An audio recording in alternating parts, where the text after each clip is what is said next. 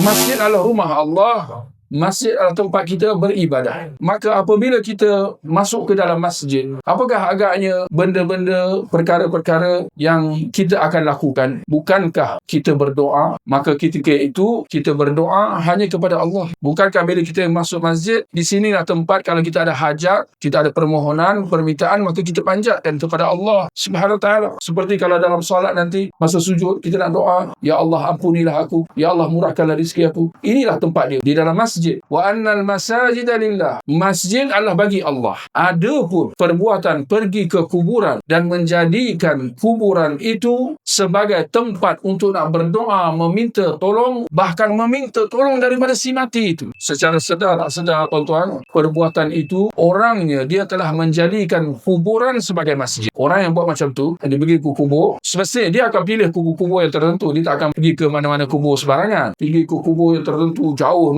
di sana, di negeri, di seberang sana dan sebagainya, dan dia cari kubur yang tertentu. Bila dia pergi kat kubur tu, dia buat apa pula? Ternyata bahawa dia pergi ke kubur, dia minta tolong daripada penghuni kubur itu. Kita nak kata, sedar tak sedar, dia telah menjadikan kuburan itu sebagai masjid. Kenapa kita kata dia telah menjadikan kuburan sebagai masjid? Kerana perbuatan itu tidak layak kecuali di masjid. Kalau nak berdoa, doa di masjid. Itu pun minta dengan Allah. Sedangkan dia buat apa? Dia pergi ke kubur dan dia doa di kubur. Kemudian bukan dia minta dengan Allah, dia minta dengan si mati. Dalam hadis kata Nabi SAW, la'anallahu al-yahuda wa nasara. Allah melaknat orang-orang Yahudi dan Nasrani. Apa dia laknat, tuan-tuan? Laknat maknanya dijauhkan daripada segala apa kebaikan. Maknanya tak ada apa benda yang baik pun pada orang tersebut jika dia dilaknat oleh Allah SWT. Maka orang-orang Yahudi dan Nasrani, kata Nabi, dilaknat oleh Allah. Ittakhadhu qubur anbiya'ihim masajid. Kerana mereka telah menjadikan kuburan nabi mereka sebagai masjid. Apa maksud menjadikan kuburan Nabi sebagai masjid? Antara yang dapat kita sebutkan, termasuklah dia menjadikan kuburan sebagai tempat berdoa kepada si mati. Kerana itu yang dilakukan oleh orang-orang Yahudi dan Nasrani. Kenapa Allah sebut Yahudi dan Nasrani secara spesifik? Sedangkan penganut agama-agama ada macam-macam agama di luar sana. Tapi Allah menyatakan golongan Yahudi dan Nasara secara spesifik. Pertamanya kerana mereka adalah golongan ahli kitab. Sama seperti orang Islam. Tinggal lagi kita tak dinamakan ahli kitab, kita dinamakan sebagai Muslim. Tapi dari segi definisi, kita juga ada kitab. Mereka ada Taurat, Injil, kita ada apa? Al-Quran. Tetapi kesudahannya, mereka menyimpang daripada kebenaran. Apabila mereka menyembah nabi-nabi mereka. Mereka menyembah Allah, tapi dalam masa yang sama mereka sembah nabi-nabi mereka. Orang Yahud sembah Uzair, orang Nasara, tuan-tuan sedik maklum, mereka sembah Nabi Isa alaihi salam. Termasuklah dengan pergi ke kuburan nabi mereka, dan mereka minta daripada siapa, tuan-tuan? Mereka minta daripada nabi mereka. Maka ini dikatakan menjadikan kuburan sebagai masjid. Ittakhadhu qubur anbiya'ihim masajid. Mereka menjadikan kuburan nabi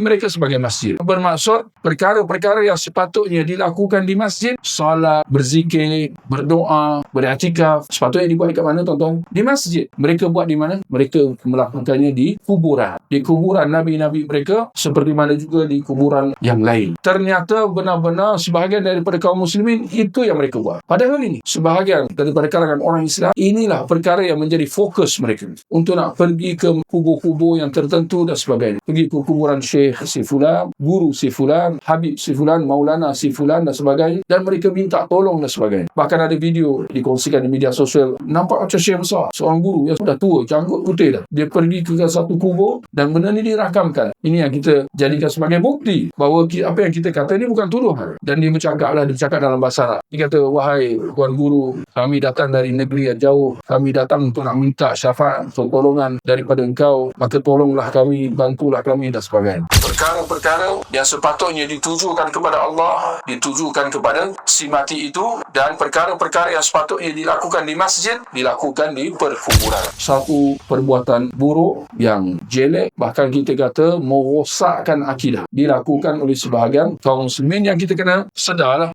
bahawa ini menyalahi syariat Islam, menyalahi ajaran Islam.